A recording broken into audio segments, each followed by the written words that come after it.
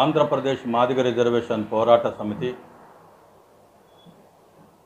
ఆధ్వర్యంలో ఈ రోజున ఈ రాష్ట్ర కార్యాలయంలో నిర్వహిస్తున్న విలేకరుల సమావేశంలో మా ముఖ్య ఉద్దేశం ఎస్సీ వర్గీకరణ రోస్టర్ పాయింట్ల వల్లే మాదిగలకు తీవ్ర అన్యాయం జరుగుతుందని ఈ సందర్భంగా మేము తెలియజేస్తూ ఉన్నాం. 30 ఏళ్ళుగా మాదిగలు పోరాటం చేశారు. వర్గీకరణ కోసం ఎన్నో త్యాగాలు చేశాం, ఎన్నో కేసుల్లో ఇరికించబడ్డాం. సామాజిక న్యాయం సమన్యాయం కోసమే మా పోరాటం చేశాం. కానీ చంద్రబాబు నాయుడు గారు గతంలో సామాజిక న్యాయాన్ని ఒకప్పుడు చేశారు. ఆ ఆర్డినెన్స్ తీసుకురావటం వల్ల మాదిగలకి మేలు జరిగింది. ఇప్పుడు తీసుకొచ్చినటువంటి ఆర్డినెన్స్ ఖచ్చితంగా మాలల పక్షపాతిగా, మాలల పక్షాన, మాలల సంతృప్తి పరిచేదిగా ఉంది తప్ప ఇది మాదిగలకి తీవ్ర నష్టం తీసుకొచ్చేదిగా ఉందని సందర్భంగా మేము తెలియజేస్తూ ఉన్నాం. అంతేకాదు ఈ రోజున జిల్లాల యూనిట్గా 2026లో జనాభా లెక్కల ప్రకారం ఆ జనాభా లెక్కలను తీసుకున్న తర్వాత జిల్లాలను యూనిట్గా తీసుకుంటానని ముఖ్యమంత్రి గారు స్వయంగా చెప్పడాన్ని మాదిగలు ఇప్పటి నుంచే ఆందోళన చెందుతూ ఉన్నారు. మరో పక్కన ఎస్సీ వర్గీకరణ జరగకముందే విద్యా ఉద్యోగ రంగాలలో ఇప్పటికే మేము నష్టపోయాం. ఉమ్మడిగానే విడుదల చేయటం వల్ల మాదిగలకు వర్గీకరణ లేకుండా నష్టం జరగడానికి కారణం ఈ రాష్ట్ర ప్రభుత్వమే అయ్యింది. నూతన విద్యా సంవత్సరంలో విద్యా అవకాశాలను మాదిగ బిడ్డలు కోల్పోయారు, ఉద్యోగ అవకాశాలు కోల్పోతున్నారు. ఒక డిఎస్సిని మాత్రమే సమాజానికి చూపించి వర్గీకరణ తర్వాత చేస్తామని చెప్పి ఈ రోజున వర్గీకరణ లోపభూయిష్టంగా ఉన్నప్పుడు ఈ ఆర్డినెన్స్ వల్ల మాదిగలకు ఒరిగేది ఏమిటని సందర్భంగా మేము ప్రశ్నిస్తూ ఉన్నాం.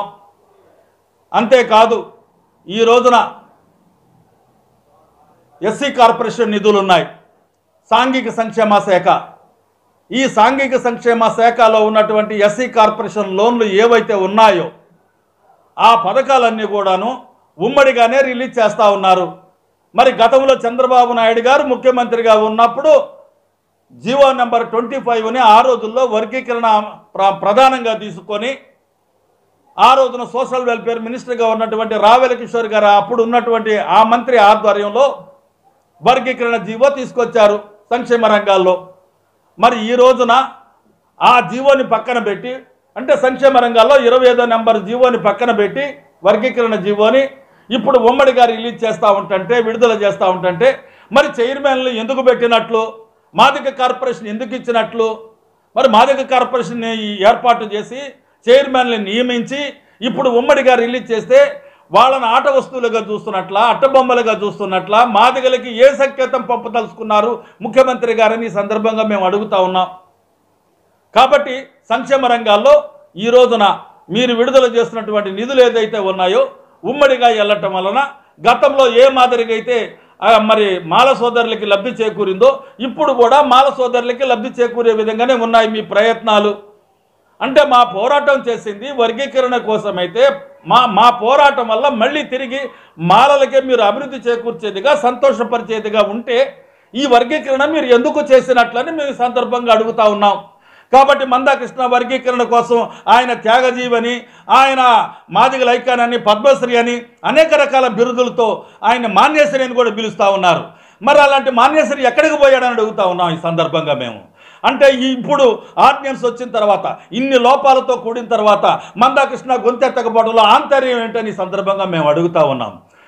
అంటే రేవంత్ రెడ్డి ప్రభుత్వాన్ని ప్రశ్నించిన నీవు చంద్రబాబు నాయుడు ప్రభుత్వాన్ని ప్రశ్నించకుండా ఎందుకు నీ నోరు మోగబోయిందని అడుగుతా ఉన్నాం.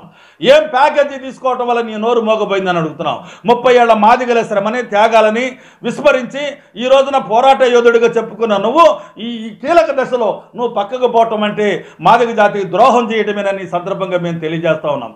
కాబట్టి మాదిగల ఆకాంక్ష విషయంలో మరి మందాకృష్ణ అనేవాడు పక్కకు పోయినప్పటికీ కూడా ఈ పోరాటాన్ని మా మాదిగ జాతి హక్కుల్ని కాపాడుకునేందుకోసం, ఆ హక్కులు సాధించుకునేంతవరకు మా పోరాటాన్ని వెనుదిరిగే ప్రసక్తే లేదని సందర్భంగా మేము తెలియజేస్తూ ఉన్నాం.